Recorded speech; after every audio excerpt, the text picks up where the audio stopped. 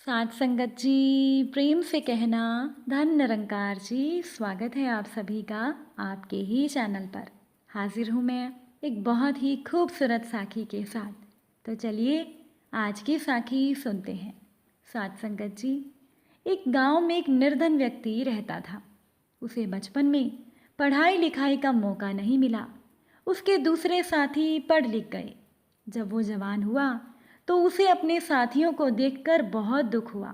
वो गरीब व्यक्ति सोचने लगा कि अगर मैं भी पढ़ा लिखा होता तो आज दूसरे लोगों की भांति मैं विचारवान होता। एक दिन वो व्यक्ति गांव के शिक्षक के पास गया। शिक्षक को प्रणाम करके बोला, गुरुजी, मैं बचपन में पढ़ लिख नहीं सका, इसलिए मैं मूर्ख रह गया। अब आप ही मुझे ज्ञान दीजिए। गुरुजी बोले, ज्ञान हमेशा सुपात्र को ही दिया जाता है। मैं तुम्हारी परीक्षा लूँगा। तुम 1 साल मेरे घर में रहो और खेती का काम करो। निर्धन व्यक्ति ने गुरुजी की बात मान ली।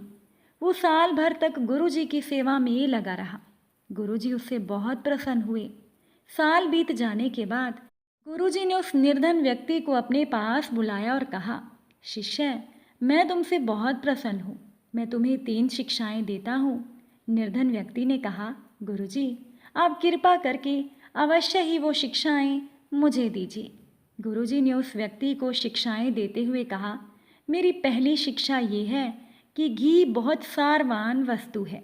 दूसरी शिक्षा ये है कि राजा को रात में नहीं सोना चाहिए। और तीसरी शिक्षा ये है, जब कोई गलत हो उसे दंड ज़रूर देना चाहिए। अब गुरुजी ये तीनों शिक्षाएं देकर मौन हो गए। निर्धन व्यक्ति उन शिक्षाओं को याद करके गुरुजी के चरण छूकर अपने घर लौट आया। उस निर्धन व्यक्ति ने विचार किया कि वो दूसरे लोगों को भी ये शिक्षाएं देगा और धन कमाएगा। यही सोचकर वो देशाटन को निकल पड़ा। वो निर्धन व्यक्ति जहाँ भी जाता लोगों को अपनी शिक्षाएं खरीदने के लिए कहता, लेकिन किसी ने भी उससे शिक्षाएं नहीं खरीदी। लोग उसकी बातें सुनते और उसकी हंसी उड़ाते हुए चले जाते। अपने इस हाल पर निर्धन व्यक्ति बहुत दुखी हुआ। वो सोचने लगा, इस तरह से तो वो भूखा ही मर जाएगा, इसलिए उसे राजा के पास जाना चाहिए। यही सोचकर वो राज दरबार में चला गया।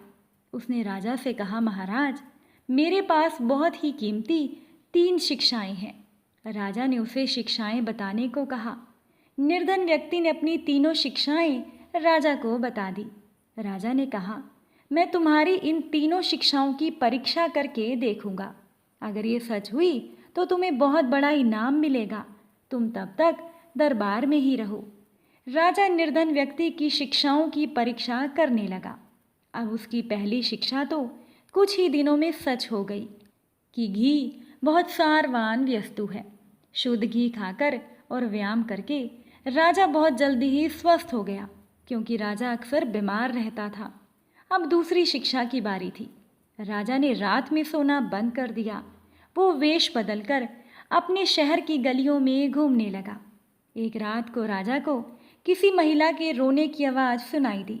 राजा महिला के पास गया और रोने का कारण पूछा। राजा ने कहा, तुम कौन हो? किस दुख के कारण तुम रो रही हो? उस महिला ने जवाब दिया कि मैं इस नगर की देवी हूँ। कल आधी रात के समय इस राज्य के राजा की मौत हो जाएगी और मेरे दुख का यही कारण है, इसीलिए मैं रो रही हूँ। राजा ने देवी के समक्ष हाथ जोड़ते हुए कहा, देवी, मैं ही इस राज्य का राजा हूँ। आप मुझे बताइए कि मेरे प्राण किस तरह से बच सकते हैं। देवी ने कहा, राजन, काल एक नाग के रूप में आपको डसने आएगा। आप अपने महल के दक्षिणी द्वार पर 2 तालाब खुदवा दो। उसमें से एक तालाब में दूध भरवा दो और दूसरे में गन्ने का रस। उसके बाद रात होते ही उन तालाबों के पास बैठकर भगवान का भजन सिमरन करने लगो। अब आधी रात के समय काल देवता नाग का रूप लेकर राजा को डसने आया। अब उसे पहले दूध का तालाब दिखाई दिया। उसने प्रसन्न होकर दूध पिया। उसके बाद गन्ने के रस वाला तालाब दिखाई दिया। उसने मन भरकर गन्ने का रस भी पिया। इसके बाद काल देवता वहीं सो गया। जब उसकी आंखें खुली तो सुबह होने वाली थी। वो राजा पर प्रसन्न हो गया। उसने राजा से कहा, मैं रात को तुम्हें डसने आया था, किंतु अब तुम्हारी मृत्यु नहीं होगी। मैं तुम पर प्रसन्न हूँ, तुम मुझसे मनचाहा वर मांगो। राजा ने काल देवता को प्रणाम करके कहा, हे देव, मुझे आप पशु पक्षियों और कीट पतंगों की बोली समझने का वरदान दीजिए। काल देवता ने कहा, ऐसा ही होगा, किंतु मेरी एक शर्त है। यदि तुम किसी से इस रहस्य को बता दोगे तो तुम्हारी मृत्यु हो जाएगी। इसके बाद काल देवता चला गया। राजा ने निर्धन व्यक्ति की दूसरी शिक्षा की भी परीक्षा कर ली थी। अब बारी थी तीसरी शिक्षा की। एक दिन राजा और रानी खाना खा रहे थे। अचानक से राजा की थाली से चावल का एक दाना नीचे गिरा। कुछ ही देर के बाद एक चींटी और एक मक्खी वो दाना लेने के लिए झगड़ने लगे। चींटी बोली कि मक्खी, तुम तो पंख वाली हो, उड़कर किसी दूसरी जगह जा सकती हो, ये दाना मुझे खाने दो। मक्खी ने कहा, मैं नहीं जाऊंगी, ये दाना मेरे हिस्से का है, मैं इसे अवश्य लूंगी, तुम कहीं और चली जाओ। चींटी और मक्खी की इन बातों को सुनकर राजा को हंसी आ गई। राजा ने चावल के उस दाने के पास ही एक दूसरा दाना गिरा दिया। चींटी और मक्खी एक एक दाना लेकर चली गई। राजा हंसते हुए भोजन करने लगे। रानी ने राजा से कहा, हे राजन, आप चींटी और मक्खी को देखकर इतनी जोर से क्यों हंस रहे थे? फिर आपने थाली से चावल का दूसरा दाना क्यों गिराया? क्या आप उनकी बोली समझते हैं? मुझे ये रहस्य बताइए।